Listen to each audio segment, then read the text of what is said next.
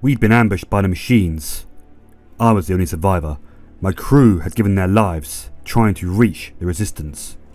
Our people were spread across the galaxy, doing what they could simply to survive against the machine virus. The virus had turned all our own servants, our artificial intelligence, against us. Countless lives had been lost in this war, and now my crew were among the dead, and I appeared to have been stranded on an asteroid, pockmarked by the wreckage of countless ships. But I hadn't survived this long, only to live out the rest of my days, however short they may be, on this rock. Getting back to my feet, I headed off. Plenty of wreckage here, plenty of machinery here, perhaps something could be salvaged. And indeed it hadn't gone far when a voice cut in through my radio. Apparently the helmsman of another crashed ship. I had to find them. This is the helmsman of the NSS Valkyrie. The crew has perished. Core extraction is imperative. Repeat. Crew has perished. Extraction is imperative. I don't know how long this ship, the Valkyrie, had been here, but apparently it had been a long time. How the helmsman of this ship had survived this long, I don't know. The Valkyrie has been resting here for a long time. Admittedly, she has seen better days. You will need to find an alternate route. But it wasn't long before all made sense to me. The helmsman was an artificial intelligence helmsman core, not a person. Welcome to my chambers, Atira. Please, step forward so we may talk. Considering most machines seem to have succumbed to a virus, I understand your hesitation in trusting my kind. But believe me when I say, I am not like most machines. You and I are in a position to help each other, Atira. I need you to bring me to a more space-worthy vessel, and you need me to calculate the coordinates of a safe jump out of here. Only together can we leave this place. Can we work together, Atiran? Unsocket me if you accept. If fortune is with us, one of those vessels may have a jump drive in operational condition. Bring me close to those crash sites, Atiran, so I can assess the damage. Seeing as this was the only offer I was able to find anywhere on this rock, of course I had to accept the proposition.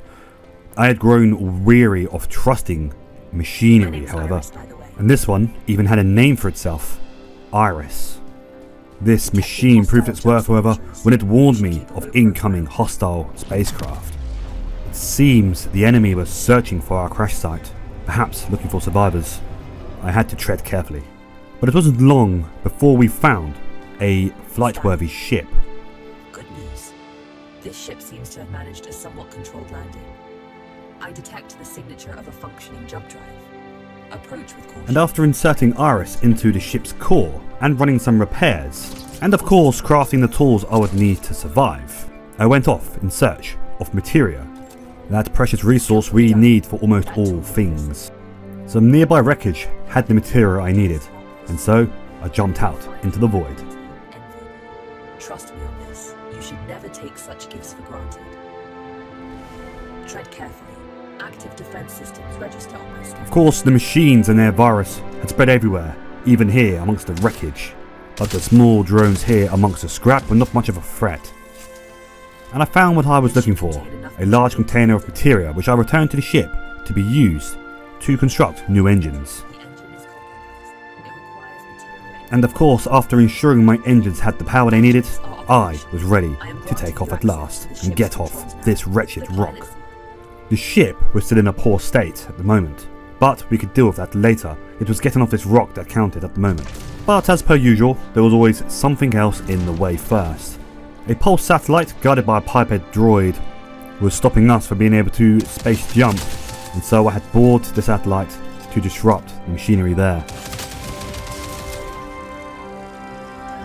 With all these things done, I went back aboard my ship and prepared the hyperdrive for the jump.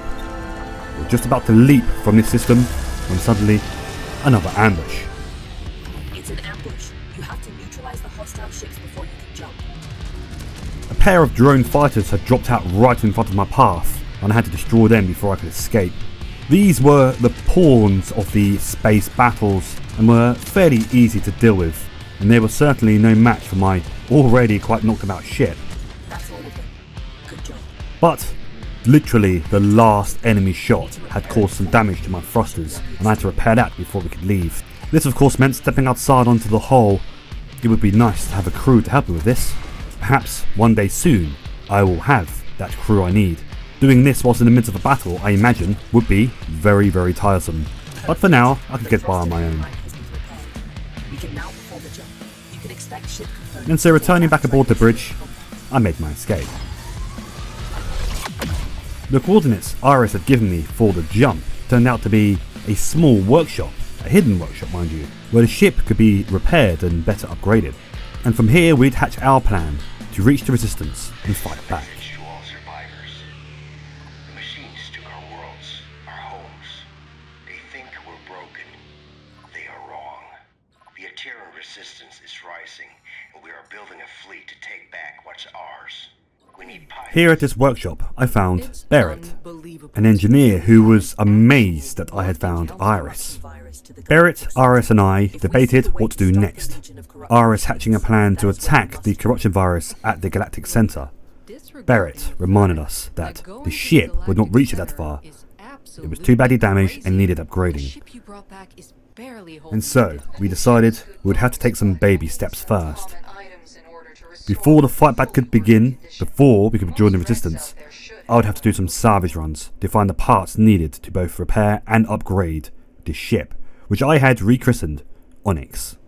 And I was also introduced to Buddy, a small droid who would be accompanying me on my missions. Shielded against the corruption virus, apparently this droid could be trusted, and he would indeed prove to be rather useful.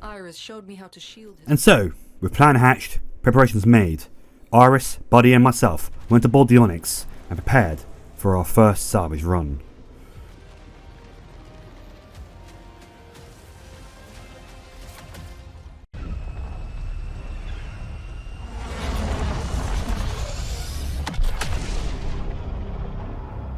There could be useful valuables around here that will assist us on our journey. We'd arrived in a debris field. Not quite at the location of the parts we needed, but here we could pick up other salvage and other equipment, resources, whatever we might need. But I for one was simply happy to finally be fighting back and not simply surviving against the corruption virus and the legion of machines it was creating to destroy us. It would be a long war, no doubt, but we had taken the first steps towards finally taking back our lives and our way of life.